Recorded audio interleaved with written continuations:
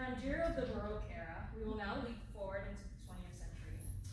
Andrew Lloyd Webber, who is best known for standout musicals such as The Phantom of the Opera and Cats, also composed a Requiem Mass, which was a vast departure from his previous works,